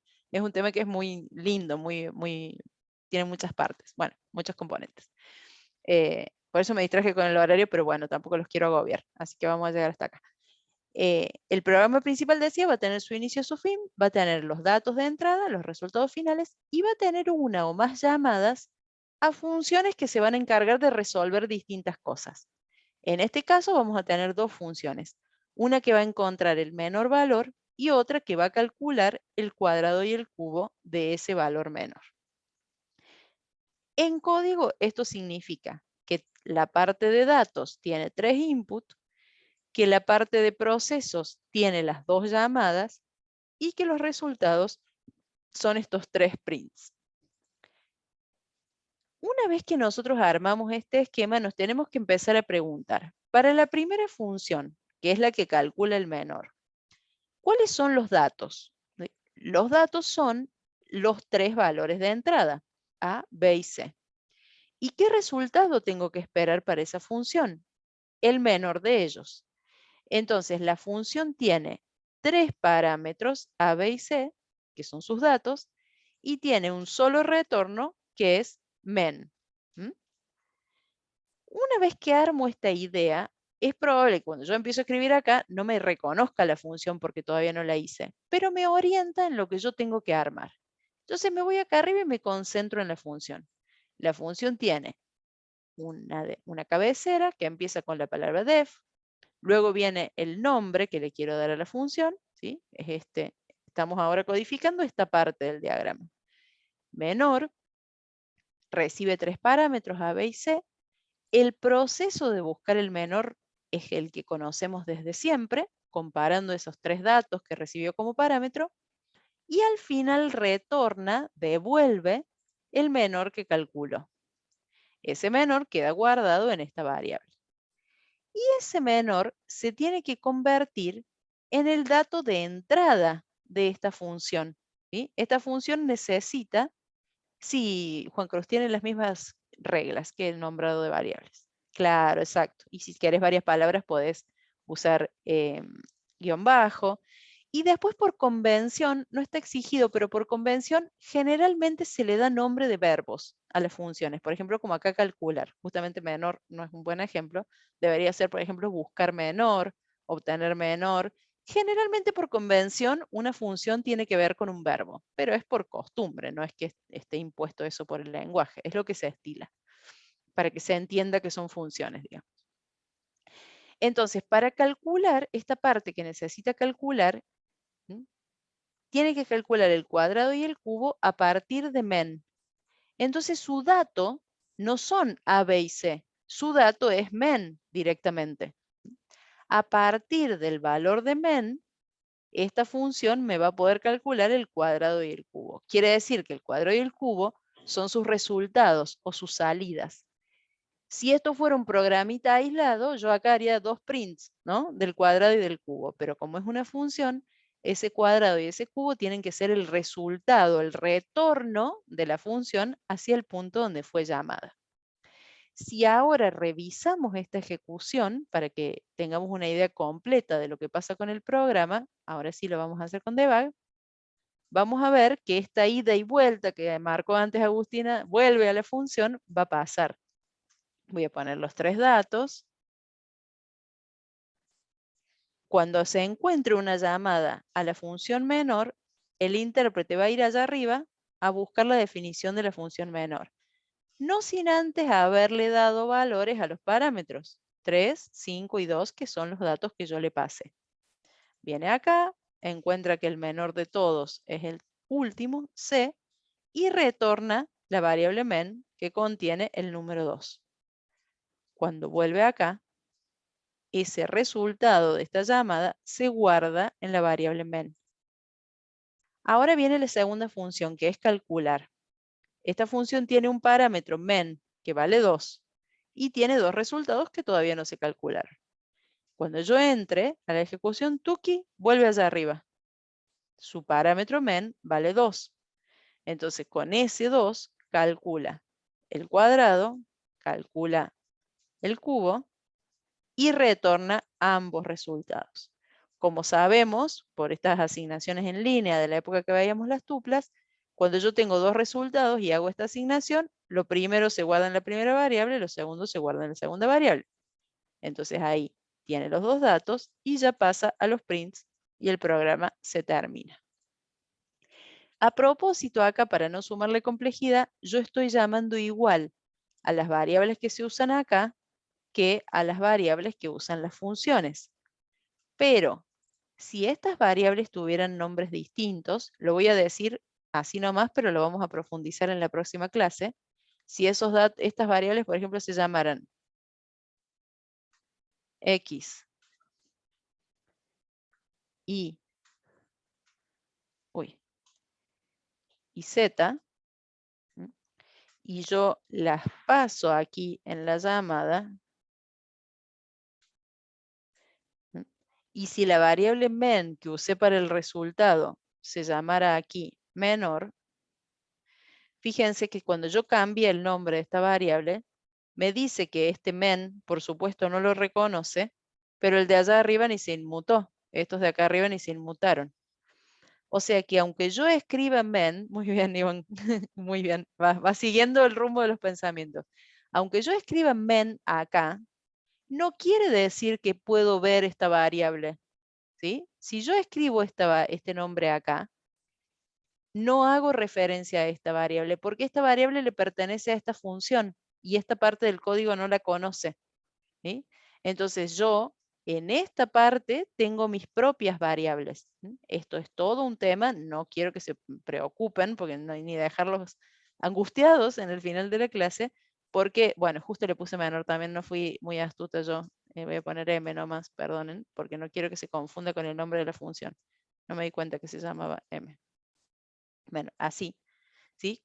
Si esta variable existe para esta sección del código, para la parte principal, para esta función se sigue llamando men. Cuando yo le paso esta m acá, el valor de m se copia en men y el resto de procesos se desarrolla con men. Esta diferenciación entre los parámetros que yo le paso al llamarla y los nombres que esos parámetros tienen en la función, tienen su propio concepto y es algo que vamos a ver en detalle como parte de esta ficha. Si ustedes quieren ir chusmeando, en la ficha ya lo explica, ¿no? Pero era parte o es parte de esta, ¿no?, solución, ¿no? Entonces acá tienen el problema calculado, el mismo. Acá fíjense que a propósito hace esos cambios, ¿no? Le ponen A, B y C a las variables, la invoca con A, B y C, pero en la función menor se llaman N1, N2 y N3. Y después, lo mismo, cuando calcula el cuadrado y el cubo, para la función calcular, en la función calcular las variables, tanto el parámetro como los retornos, también tienen nombres distintos. Lo hace a propósito para comprobar que aún con nombres distintos funciona igual, digamos. A veces uno por comodidad le pone los mismos nombres para saber de qué estamos hablando, pero me parece importante resaltar, antes de cerrar el tema, que el hecho de escribir en esta sección principal el nombre de las variables que están dentro de la función no las hace accesibles. Yo no puedo escribir acá N1 y esperar ver estos valores. No existen para esta parte del código, ¿sí? Las variables van a empezar a tener su ámbito, su espacio para existir y vamos a tener que empezar a tener esas cosas en cuenta. El siguiente tema que dice paso de parámetros a una función, análisis detallado, habla justamente de eso, pero estamos a 10 minutos de terminar la clase y me parece que tenemos bastante sobre lo que reflexionar. Así que desde acá vamos a retomar la próxima semana, si Dios quiere, en el aula. La verdad Profe, que una pregunta. sí, sí, Ignacio. ¿Procesamiento de caracteres vamos a ver más profundo más adelante o ya es todo lo que vimos? Vamos a ver procesamiento de caracteres usando funciones. Por eso hacemos esta pausa, digamos, en el teórico para ver funciones y vamos a ir integrando, digamos, las dos cosas. Pero va a ser el tema principal de los ejercicios. ¿Sí? Todos los ejemplos que vamos a hacer con funciones van a ser de tratamiento de caracteres. Es la respuesta, ¿no? O sea, es lo que quería saber, Ignacio. No sé si te Sí, responde la sí, pregunta. porque había un ejercicio ahí de procesamiento de caracteres que Claro, pedía la cantidad de vocales que hay después de la tercera letra. Eso ahí claro, ya de son más. ese tipo de ejercicios van a ser nuestra temática en las siguientes semanas. Ya con Jorge van a ver algo el viernes de menú de opciones, de empezar un poco esos procesamientos cíclicos y ya vamos a partir de ahí. Sí. ¿Desde qué ejercicio puede ser su problema? A ver, me dejaste pensando en eso, Lucas. Bueno, igual, recordemos que llegamos hasta acá. Al final no me arrepentí tanto de que la clase fuera virtual porque no me queda tan práctica la pantalla acá, allá como acá. Espero que para ustedes esté bueno para verlo también. Y les va a quedar en la grabación, la voy a detener acá para no demorarlos más, para los que necesiten irse. Sí, Isabel.